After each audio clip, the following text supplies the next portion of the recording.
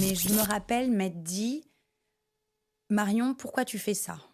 L'accessibilité numérique, tu la veux universelle, tu la veux pour tous, tu veux accélérer le web inclusif et le web accessible de demain. Est-ce que tu n'irais pas plus vite avec Content Square, pour porter cette cause?» Et, et finalement, là où Jonathan a fini de me convaincre, c'est que dans le cadre de ce rachat, il y a la création de la Content Square Foundation. On y reviendra.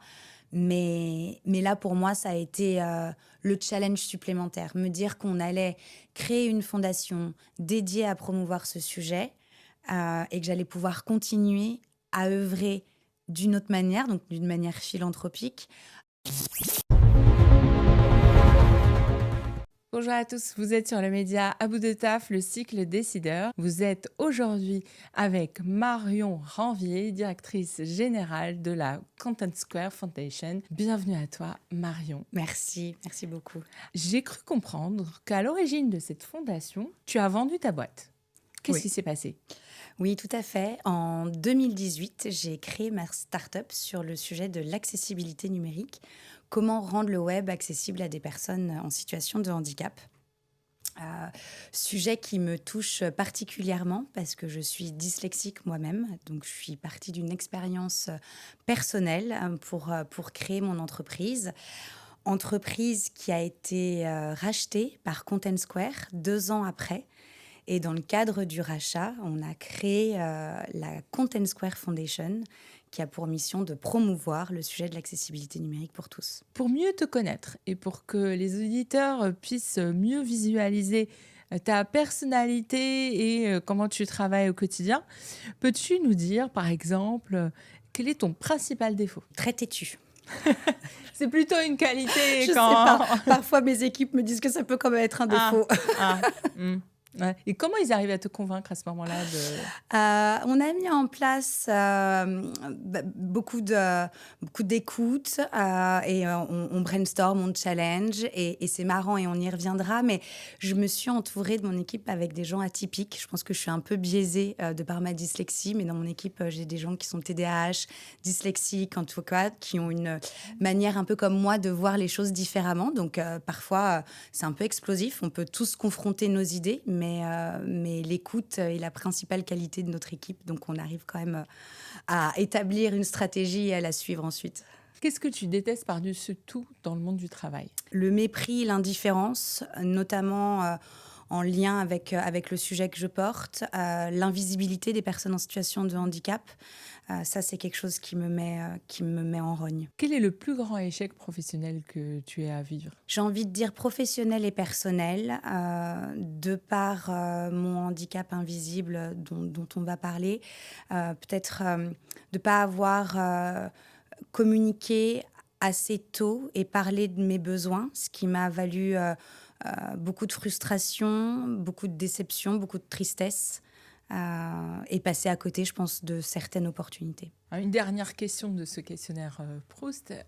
Quel est ton héros, ton héroïne préférée? J'ai quelqu'un que je suis et que j'admire, c'est Elisabeth Moreno, ancienne ministre en situation de handicap et qui prône le sujet de l'inclusion et notamment de l'accessibilité numérique. Tu es venue avec une tablette. Ouais. Peux-tu nous en dire plus? Qu'est-ce qu'elle symbolise pour toi? Elle symbolise pour moi un outil qui est aujourd'hui un outil qui est rentré dans le quotidien de tout le monde. Et grâce à une tablette, à un ordinateur et au numérique, on peut accompagner et personnaliser un confort de lecture. Et je te montrerai tout à l'heure, mais sur ma tablette, il y a quelques petites annotations, personnalisation pour un confort de lecture. Et pour moi, elle symbolise beaucoup parce qu'elle m'a permis une certaine liberté et une meilleure compréhension aussi. Je te parlais de ma dyslexie, juste pour aussi que nos auditeurs comprennent. Moi, parfois, en fin de journée, j'ai l'impression que les lettres dansent devant mes yeux. De fatigue? De fatigue, ouais. Et mon trouble cognitif se manifeste de cette manière. Et de pouvoir adapter le document numérique en fonction de mon propre confort me permet de lire mieux, de comprendre ce que je lis, ce qui n'a pas toujours été le cas. C'est marrant, on ne considère pas la dyslexie comme d'autres mots comme la myopie ou l'astigmatie ou d'autres, on va dire, troubles de lecture Mm. ou de vision. Euh, qu'est-ce qui expliquerait pour toi cela? La dyslexie est un trouble cognitif. Alors, on en parle de plus en plus, hein, les troubles Mm. 10. Il y a différentes familles de handicaps. Donc, tu l'as dit, il y a les handicaps visuels, moteurs, cognitifs et auditifs. Je pense qu'il y a une incompréhension aussi de ces troubles due aux différents besoins et aux différentes manifestations. Moi, quand j'ai eu la chance de rencontrer des orthophonistes et des ergothérapeutes, j'ai compris la difficulté qui se manifestait par exemple, moi, ma dyslexie et une autre personne dyslexique, on n'a pas les mêmes besoins. Oui, c'est très C'est individuel. très individuel. Et On ne peut pas mettre que des lunettes, c'est pas aussi c'est standardisé pas que ça. standardisé, exactement. Tu as une myopie, il y a une correction, tu mets des lunettes, ça corrige. Le trouble cognitif, il est très particulier. Il peut être combiné, tu peux être multi-10, donc combiner plusieurs troubles. Et un exemple très concret, par exemple, il y a la police Open Dyslexique qui a été créée par des scientifiques et qui convient à certains dyslexiques. Et par exemple, pour moi, c'est illisible.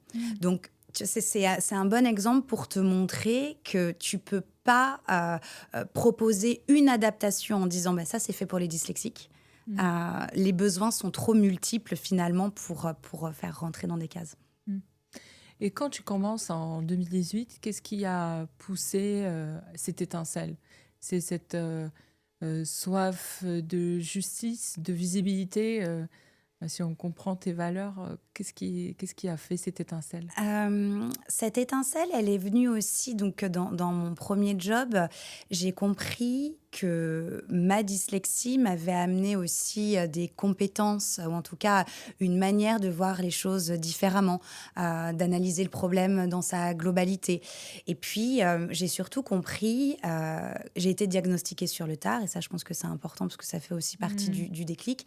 J'ai compris que j'étais pas seule. Et aujourd'hui, les troubles 10, c'est 8 à 10% de la population. C'est pas un marché de niche, hein. Enfin, Non, c'est tu vois, c'est considérable. considérable. Et donc, quand j'ai pris conscience finalement qu'on était très nombreux, j'ai pris aussi conscience qu'on rencontrait globalement plus ou moins tous les mêmes problématiques. Et je me suis dit, avec l'ère du tout numérique et un usage, on l'a dit, hein, des tablettes, des ordinateurs, des mobiles en permanence, comment est-ce qu'on pourrait faire pour apporter un confort de lecture? Surtout aussi, j'avais discuté avec des enseignants et des élèves dyslexiques et j'entendais souvent « Ah non, mais lui, il est au fond de la classe parce qu'il a des difficultés de lecture. J'arrive pas à l'intégrer dans mon cours. » Et je trouvais ça fou parce que une difficulté de lecture, c'est pas un problème d'intelligence. C'est juste un temps plus long pour analyser, pour comprendre ce qu'on lit et donc pouvoir répondre à la question. Et j'avais envie, je pense, de déstigmatiser le handicap et montrer qu'en innovant, on pouvait permettre aux personnes, notamment ayant un trouble 10, de suivre une scolarité normale et de reprendre goût à la lecture également. Donc à ce moment-là, tu développes une solution Oui. qui permet de rendre visible et de faciliter le travail, on va dire, de lecture, l'accessibilité numérique et de diffuser ça auprès des employeurs ou bien des éducateurs. Quelle était ta cible première? Alors, la cible première, c'était les établissements d'enseignement scolaire, notamment pour les élèves, pour leur permettre d'adapter des documents numériques ou des pages web. Le but, c'était de pouvoir personnaliser son confort de lecture. Et donc, on avait fait un travail poussé avec des orthophonistes, des ergothérapeutes, des scientifiques en troubles cognitifs pour comprendre quelles pouvaient être les adaptations qui permettaient d'améliorer cette lecture et cette rapidité de lecture. Et donc, par exemple, tu as l'usage d'une synthèse vocale qui va pouvoir te lire le texte. Tu peux avoir, par exemple, la mise en avant du découpage syllabique, pouvoir pouvoir modifier la police, l'interlignage. Enfin, il y a plein de Les fonctionnalités comme couleurs. ça, les couleurs. Moi, typiquement, j'avais pas mal de difficultés. On appelle ça les lettres miroirs. Mmh. Le B, le D, le P, le Q. Où en fait, tu as l'impression Mmh. qu'avec ta vision, tu vois, cette petite barre, tu sais pas où la placer. Et donc, tu peux mettre en avant via un système de couleurs. Et donc, on a créé cette technologie d'assistance qui permettait au départ d'adapter des documents numériques. Donc, tu rentrais un document Word, PDF, il l'adaptait en fonction de ton profil de lecture. C'est comme un filtre. Exactement, ça te mettait un filtre. Et donc, les enseignants pouvaient donner ces documents aux élèves qui avaient besoin d'accessibilité. Les orthophonistes pouvaient également suivre leurs patients et à chaque session, à chaque séance, pouvaient leur proposer de travailler plutôt sur une fonctionnalité. On l'a vu, les lettres miroirs, les lettres muettes. Et après, en fait, je me suis rendu compte que l'accessibilité numérique, c'était un sujet beaucoup plus global. Là, on parle des documents numériques, mais notre consommation, elle est également sur les sites web. On parle des élèves. Les élèves, ils sont en classe ou à la maison, mais ils ont besoin aussi d'aller chercher de l'information en ligne. Et bien là, comment on faisait pour ramener cette personnalisation, ces adaptations en ligne? Et donc, on a créé cette techno d'assistance qui s'installait également sur les sites web. Comme un plugin. Oui, exactement. Un plugin, une ligne de code que tu insérais dans le site et tu pouvais personnaliser ton confort de lecture également en ligne. Mmh. D'ailleurs, pour vous aider, chers auditeurs, à comprendre, je vous invite, si vous en avez l'occasion, dans les rayonnages pour enfants, à feuilleter des livres. Maintenant, c'est écrit Trouble 10, Oui. Je crois chez les éditions Nathan. Nathan, oui. Première lecture. Et franchement, je les ai utilisés parce que je trouve que pour un enfant qui apprend à lire, en fait, c'est pas spécifique Non. à un trouble particulier. Ça aide parce qu'il y a une forme de colorimétrie, de symbolisme qui va aider à la lecture en monosyllabique et on va dire, en global. Et franchement, effectivement, ça aide à lire et c'est plus confortable, Oui. surtout pour les débuts d'apprentissage, plutôt que d'être dans une forme de rigidité. Très stricte, ouais. Exactement. Et c'est intéressant ce que tu dis parce qu'on avait développé pour adapter des documents en français et en anglais. Et il faut savoir que les phonèmes et les graphèmes anglais ne sont pas les mêmes que les phonèmes et graphèmes anglais. Et j'avais une enseignante anglaise qui m'avait dit « c'est génial, je l'utilise pour apprendre le français à mes élèves ». Et donc ça rejoint finalement ce que tu dis dans l'apprentissage de la lecture ou l'apprentissage d'une langue. Ces adaptations, elles peuvent aussi être bénéfiques. Oui, c'est toute l'ambiguïté sur des questions, par exemple, d'accessibilité. On commence par travailler à destination d'une population, ce qu'on va appeler une minorité, mais en fait, on s'en rend compte assez vite que ça peut servir pour une grande majorité de Pour tout personnes. un chacun, Ouais. oui, tout à fait. Et toi, du coup, à ce moment-là, tu réalises l'ampleur du sujet et tu te dis, en fait, ça sera mieux d'être avec un groupe. Oui, tout à fait. Et je me dis, mais je me lance. Donc, je me lance dans cette expérience entrepreneuriale. Et puis, il y a un côté, de partir d'une expérience personnelle. J'étais mon premier user test, tu vois, Ton finalement. patient zéro. Moi, j'étais le patient zéro. Non, puis après, c'est vraiment aussi le collectif, hein, je tiens à le dire. Mais Bien sûr.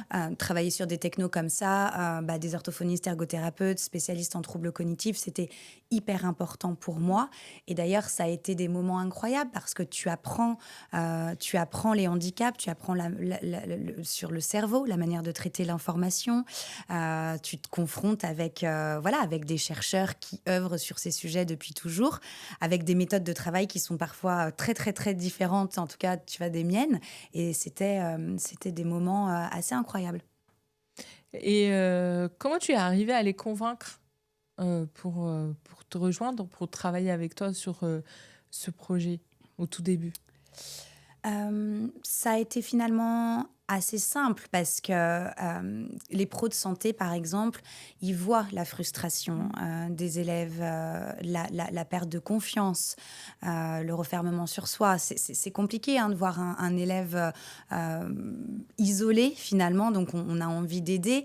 Il y a aussi une autre problématique, c'est que on détecte beaucoup plus qu'avant, c'est très bien, Mmh. mais c'est très difficile aujourd'hui d'avoir un rendez-vous orthophonique. Et Mmh. donc, il voyait aussi cet outil comme un outil qui pouvait permettre aux enfants d'être suivis en classe, mais aussi à la maison. Et donc, ils l'ont plutôt vu d'un bon œil. Et sur l'aspect scientifique, j'ai une personne qui a rejoint mon équipe. On appelle ça des contrats CIFRE, donc qui était aussi bien au labo, au CNRS, qu'en entreprise. Et ça, c'est des formats d'ailleurs hyper intéressants. S'il y a des start-upers qui nous écoutent, de travailler conjointement Mmh. avec la recherche.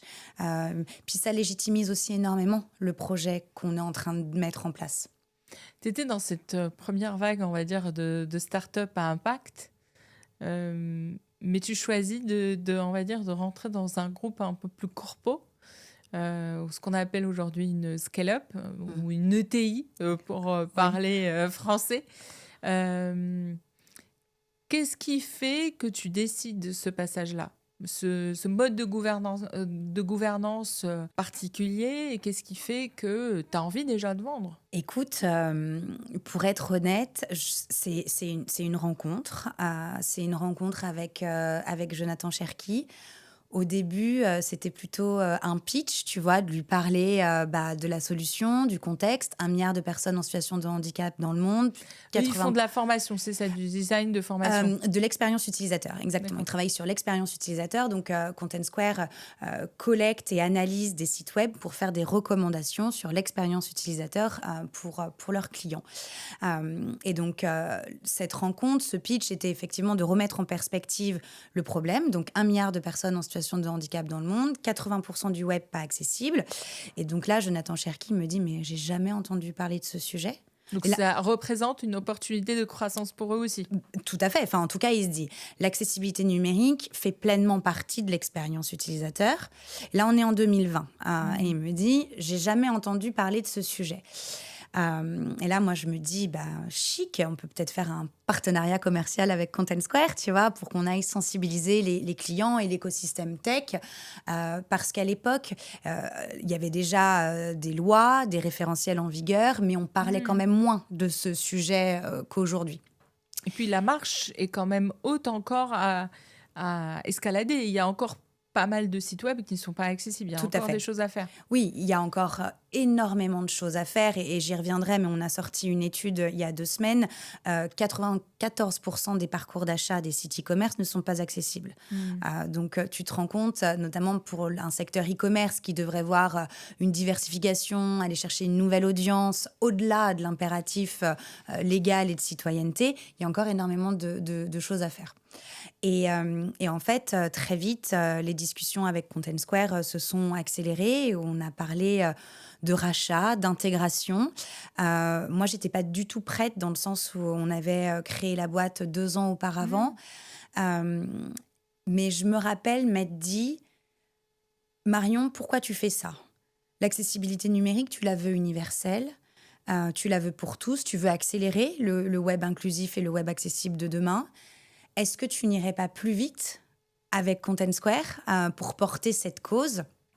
Et finalement, là où Jonathan a fini de me convaincre, c'est que dans le cadre de ce rachat, il y a la création de la Content Square Foundation. On y reviendra.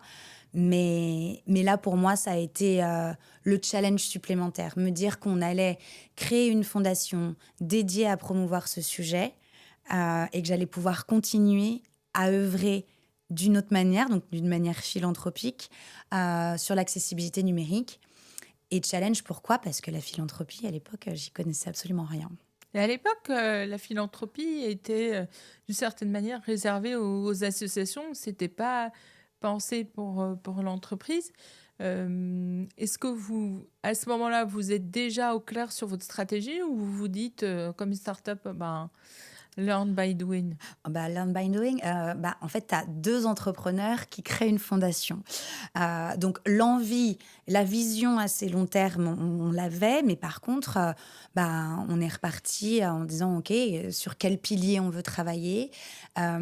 Qu'est-ce qui est déjà fait?» C'est important aussi de regarder ce qui est Ne fait lâche pas. et voilà et notamment par les associations et les fondations qui font aussi un travail magnifique et comment tu peux amplifier finalement toutes ces voix. Euh, pas créer quelque chose qui existe déjà, mais vraiment venir être le porte-voix aussi Mhm. sur ce sujet. Et donc non, ça a été un petit peu pas compliqué, mais c'est vrai qu'au début, on tâtonnait quoi, sur quel statut on monte typiquement. Parce que tu peux être une fondation d'entreprise, tu peux être une fondation d'utilité publique, tu peux être un fonds de dotation. Donc tu vois, tout ça, il y a cette notion, Qu'est-ce ok, que vous avez choisi? on a choisi le fonds de dotation, qui est un système aujourd'hui plus simple pour la mise en place, qui a été mis en place par Christine Lagarde, qui s'est inspirée en fait des fondations aux US, parce que le modèle anglo-saxon fonctionne très bien. Hein. Il y a beaucoup plus de fondations dans le modèle anglo-saxon. En France, c'est plus compliqué et surtout les fondations, et notamment les fondations d'entreprise, ce qu'on regardait, c'est qu'elles redistribuaient. Elles tissaient des partenariats, mais elles redistribuaient à ceux qui créaient. Et finalement, comme on a une vision de 2 entrepreneurs, on a créé un modèle un peu différent, un peu hybride. Comme s'il y avait des services que vous alliez pouvoir commercialiser à des fins de facilitation, d'évangélisation, de distribution auprès des partenaires. C'est exactement ça. Et je pense que dans le cadre du rachat, parce que la fondation vient quand même dans le cadre de ce rachat, et la première chose qu'on a faite, c'est le produit que j'avais développé a été mis à disposition de la fondation. D'accord, comme un capital. Tout à fait, comme un capital. Et donc, on a quand même redéveloppé parce que le but, c'était de le proposer gratuitement dans le cadre de la mission philanthropique et surtout de le mettre à disposition en open source. Et ça, c'est autour de ça finalement qu'on a bâti aussi notre stratégie parce que l'open source, ça a une manière aussi transparente de lier la communauté et qui va bien au-delà de juste de la Contentsware Foundation. Parce que finalement, aujourd'hui, cet outil peut être utilisé par d'autres, par des associations, par des entreprises qui veulent mettre des briques d'accessibilité dans leurs produits. Et donc, ça permet aussi une pérennité, mais qui va bien au-delà de nous, notre mission. Est-ce que tu peux nous expliquer ce que veut dire open source, du coup, pour les personnes qui ne connaissent pas? Open source, c'est finalement une mise à disposition de la technologie. Alors, il y a différentes licences open source, mais S'ils cherchent sur Google, ils vont le trouver et ils peuvent le télécharger. Exactement. Globalement, on peut le télécharger. Il y a un espace qui s'appelle GitHub qui répertorie en fait toutes les... C'est une bibliothèque de C'est exactement développement. ça. Ouais, une bibliothèque de développement. Et donc, en fait, c'est les fondateurs de ce type d'innovation technologique qui mettent à disposition pour la communauté des briques de code. Vous n'avez pas mis de conditions pour l'usage. Non. Ça peut venir inspirer ou être utilisé ou construire différents Oui, champs d'innovation pédagogique tout à fait. ou linguistique ou de techno. Enfin, voilà. Exactement. Et on peut donc utiliser la solution et bâtir dessus en fonction des besoins. Et ça, finalement, ça a été une des premières démarches qui rentrait dans un pilier qu'on a appelé recherche et innovation. Mais ça a été structurant pour la vision qu'on a eue sur du long terme. Et encore une fois, je reviens sur cette notion d'amplificateur, de partager aussi la valeur. Et ce qui est intéressant, quand on est une fondation qui est rattachée à une entreprise tech, c'est qu'on a des développeurs qui ont travaillé dessus. On a aussi, travailler le mécénat de compétences. Donc, tu vois, il y a certains développeurs qui ont travaillé sur la techno pour continuer à la développer, qui ont pris la parole dans leur communauté de dev pour promouvoir l'outil. Et pourquoi, tout à l'heure, je disais que le modèle, il était assez hybride, c'est que ce qu'on connaît, c'est plus des fondations qui redistribuent la valeur à des associations, à des Mmh. fondations. Et donc là, finalement, ce qu'on voit, c'est que nous, on a un produit au sein de notre fondation. C'est la valorisation même du travail. En fait, les personnes qui veulent, on va dire, œuvrer pour le fonds de dotation, ces personnes-là vont venir offrir du temps de travail, du jus de cerveau, Exactement. pas que de l'argent, en fait. Non. Et vous aussi, quand du coup vous rendez le produit de ce travail et non pas que de l'argent. Tout à fait, c'est exactement ça. Et ensuite, on a continué à bâtir sur ce modèle. On s'est rendu compte que l'accessibilité, c'était un sujet qui était méconnu, mais souvent aussi mal compris. On ne se rend pas compte que le web, qui est pourtant cet espace universel, n'est pas accessible à tous. Et donc, on a souhaité développer un programme éducatif pour sensibiliser. Alors, dans un premier temps, c'était l'écosystème de Content Square, plutôt l'écosystème En interne. tech. Voilà. Alors, déjà, bien sûr, en interne, ça a été la première étape, nos salariés. Mais ensuite, c'était tout l'écosystème, donc nos clients, nos prospects, nos partenaires. Et ensuite, on s'est rendu compte que les étudiants qui sortaient d'écoles, notamment de formation au métier du digital, n'avaient pratiquement jamais entendu parler de l'accessibilité numérique. Et donc là, tu te dis, mais comment tu crées le web inclusif et accessible de demain si tu n'as pas formé ces futurs leaders, ces futures générations. Et donc, on a également étendu le scope de cette sensibilisation pour former des étudiants. Mm. Et en plus, cette cible-là des étudiants n'est pas toujours prise en compte pour tout ce qui est innovation numérique. Vous avez fait des partenariats avec les écoles, c'est ça? Effectivement, alors la première chose qu'on a faite, et je pense que ça c'était important aussi pour nous, pour bâtir notre légitimité en tant que fonds de dotation adossé à une entreprise tech, on a créé le premier consortium de l'accessibilité numérique. Le but, c'était de réunir des experts accessibilité, des fondations, du secteur privé, du secteur public, pour échanger, tu vois, sur le sujet et se dire, OK, mais quels sont vraiment les manquements ici?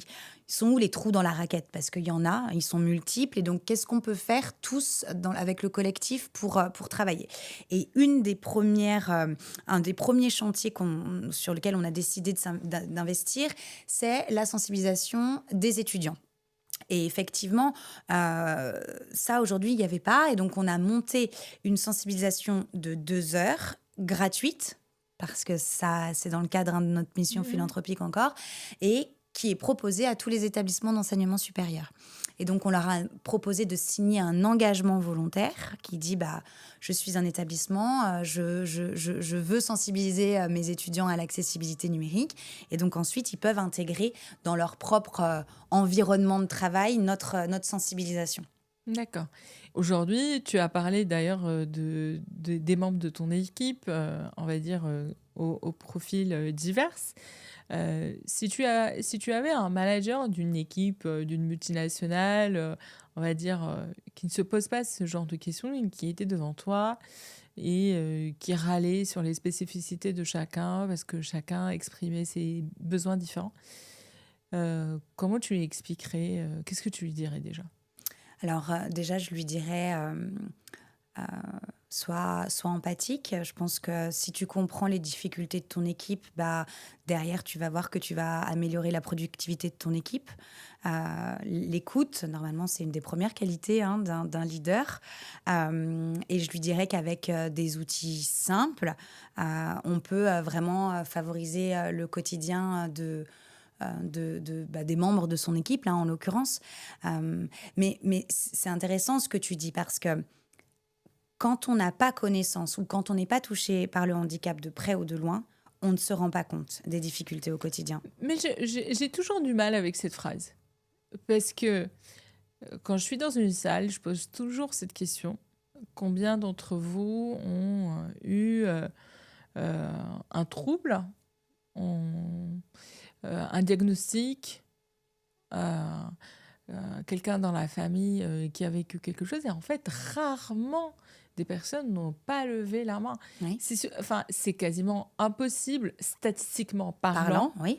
Déjà, rien que pour des enfants, il y a forcément dans une classe des enfants qui sont diabétiques, des enfants qui ont des troubles, des enfants qui ont une maladie X ou Y ou un besoin spécifique particulier, ou que leurs parents en aient, ou que leur frère ou sœur en ait. Enfin, statistiquement parlant, dans une salle de classe comme dans un groupe de travail, c'est quasiment impossible qu'il n'y en ait pas. Mais on a tellement l'habitude de ne rien dire qu'en fait...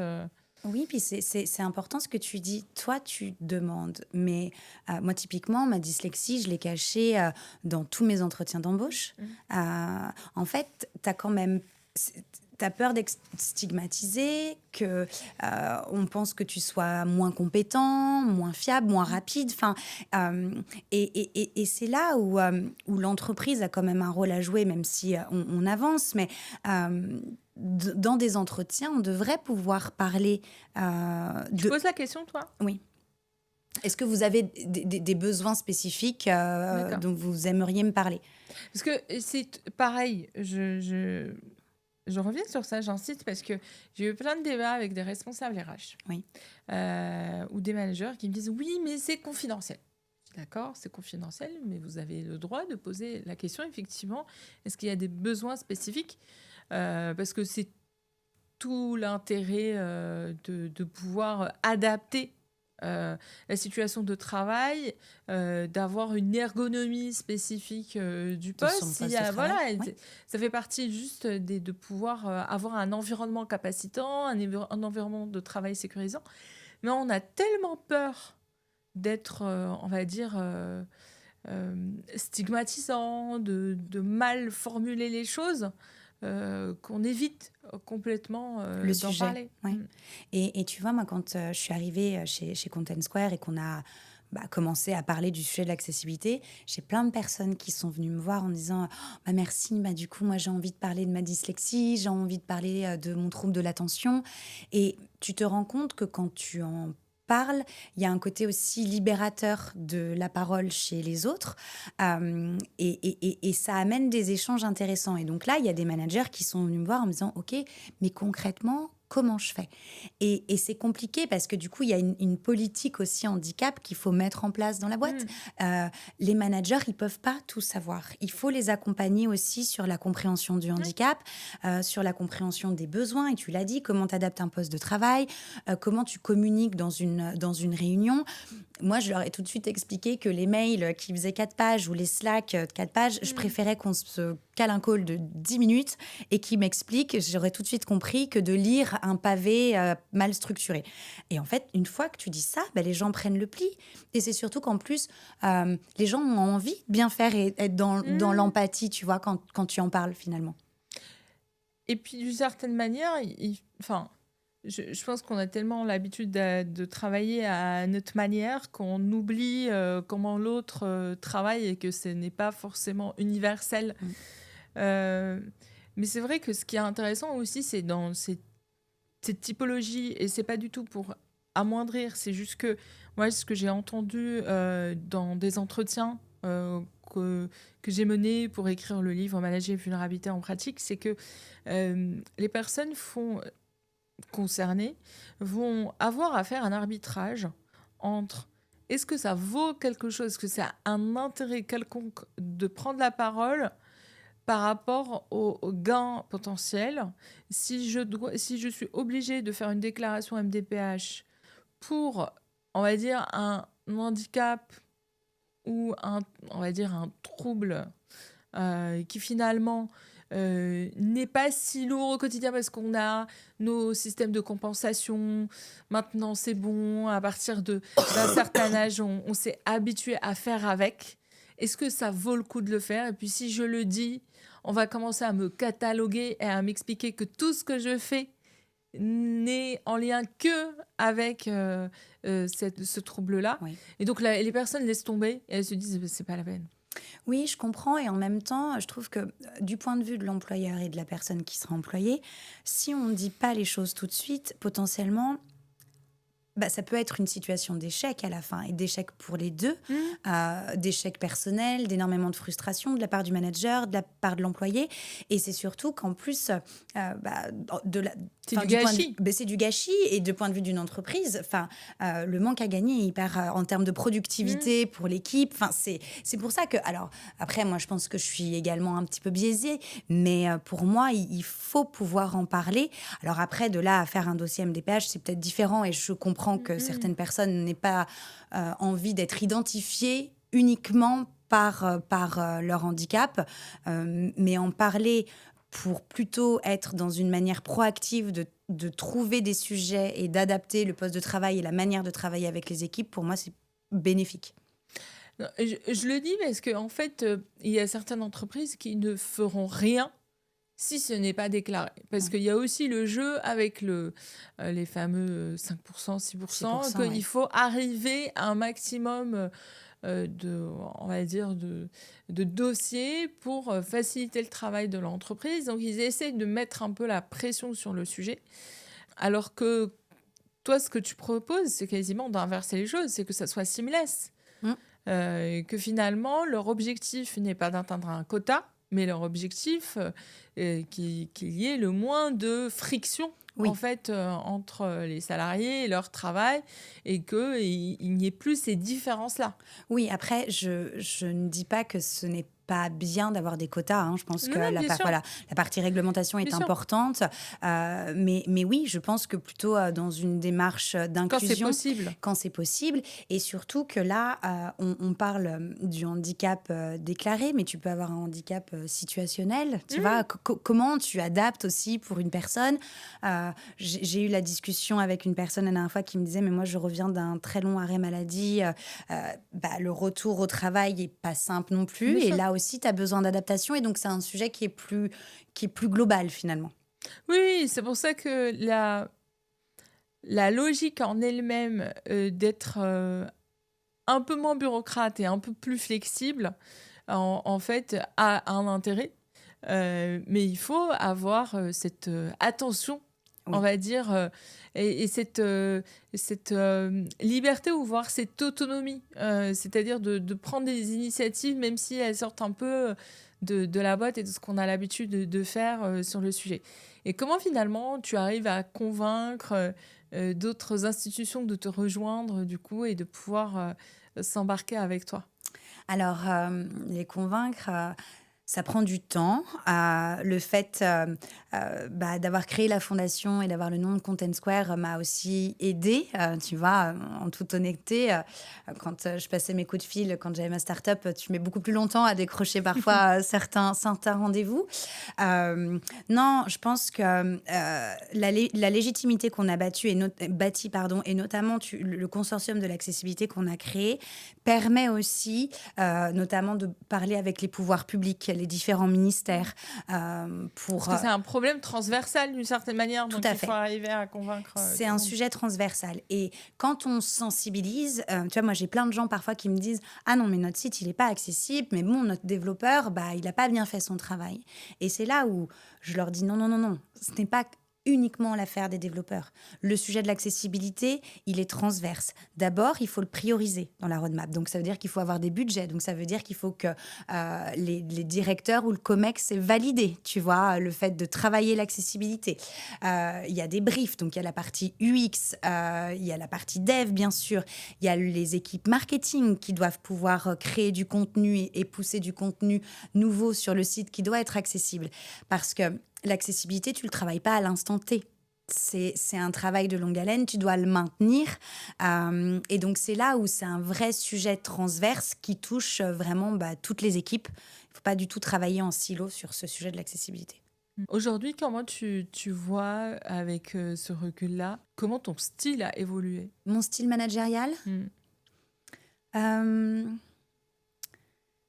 je, je ne sais pas. Je suis dans l'action. Ça, c'est une certitude. Et je pense que aujourd'hui, je suis très alignée également. Et je pense que mon métier est de travailler aussi sur ce sujet avec cette notion philanthropique, de porter cette cause, me nourrit énormément. Euh, Mon style, il évolue, mais il est à peu près encore similaire dans cette notion d'entreprendre. J'aime innover, j'aime réfléchir avec les équipes de Content Square, mais aussi avec les partenaires. Et je suis assez fière finalement de ce modèle hybride qu'on a créé parce qu'on arrive à mettre autour de la table plein de secteurs différents. Je te disais, dans le consortium, tu as secteur privé, secteur public, monde associatif, fondation, tech. Et ça, c'est génial parce qu'il y a plein de super choses à prendre de tout le monde.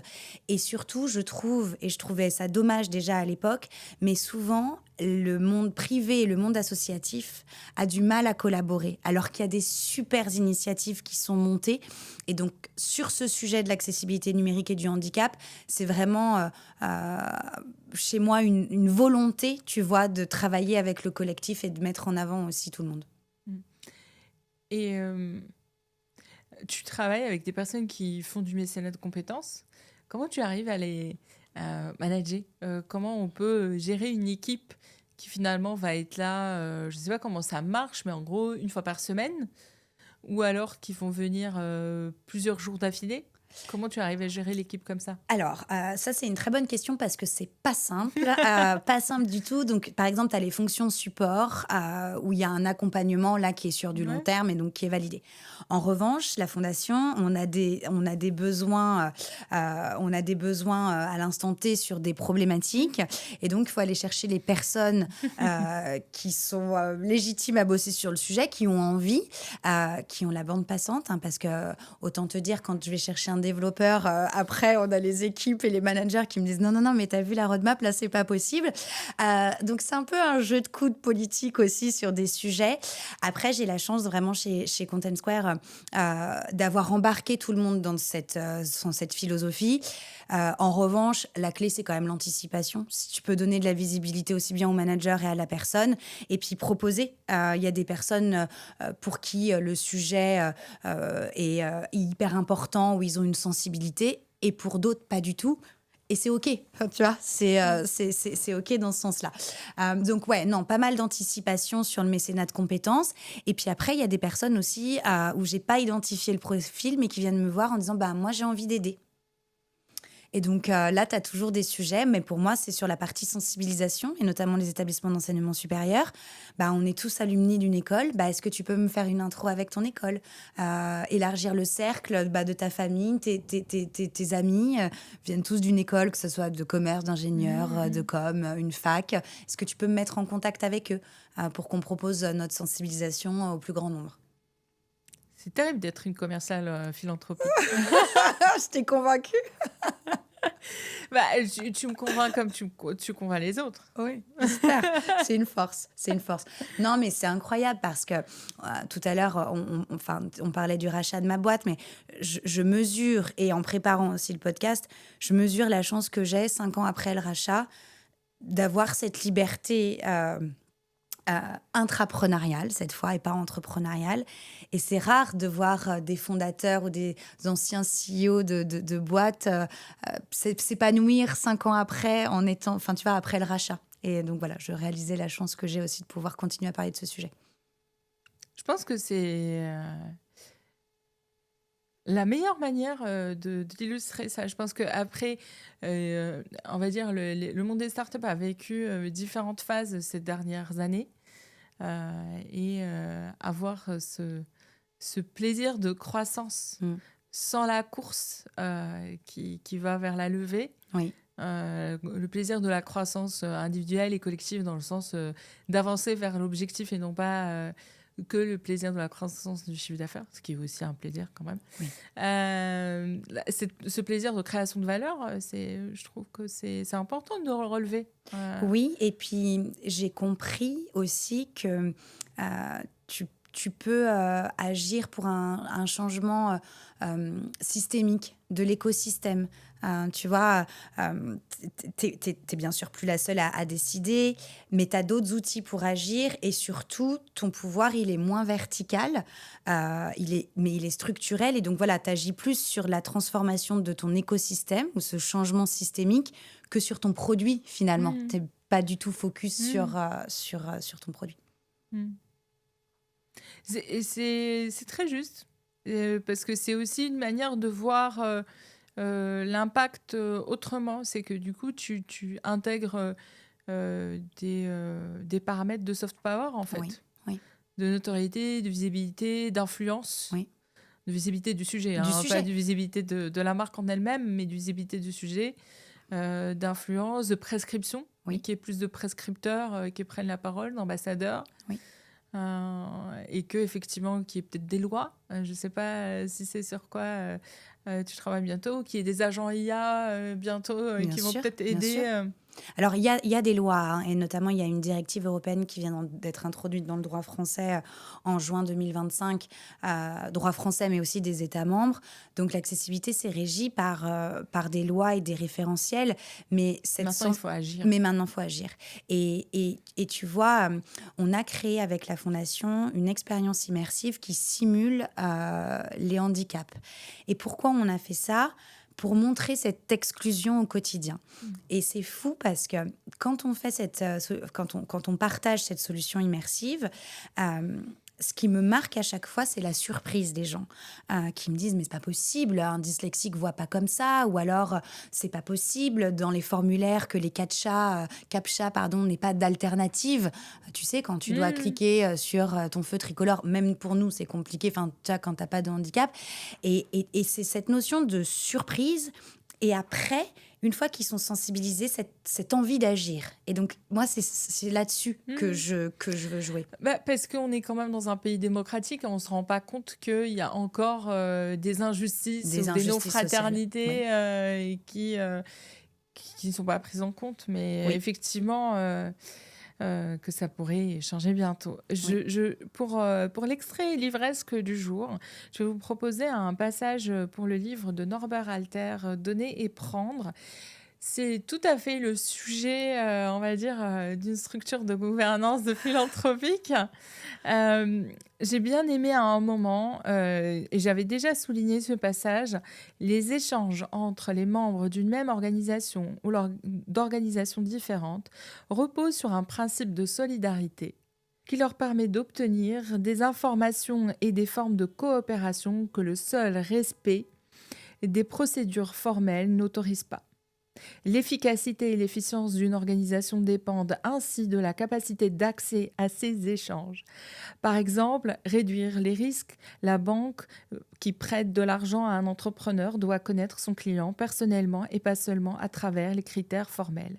Ces échanges s'insèrent dans des normes bien différentes de celles du troc ou de la logique strictement utilitaire. Ils supposent le partage de valeurs communes, de la confiance et de l'émotion, voire de l'amitié. Pour cela, je vous invite donc à lire ce livre, mais aussi à supporter, c'est-à-dire encourager Marion. Merci Marion d'avoir participé aux médias à bout de taf. J'espère que tu as pu dévoiler les coulisses de cette décision de changement de gouvernance, mais aussi de cette nouvelle aventure à laquelle tu continues de participer, à ce nouveau mode opératoire sur lequel tu œuvres. Et pour vous, chers auditeurs, je vous invite donc à récapituler ensemble, c'est-à-dire à visualiser comment vous pouvez continuer à porter votre impact au-delà des frontières, on va dire, fermées de votre travail, pouvoir construire une nouvelle manière de travailler ensemble. Merci Marion. Merci Moïsana, c'était un plaisir d'échanger avec toi. Merci.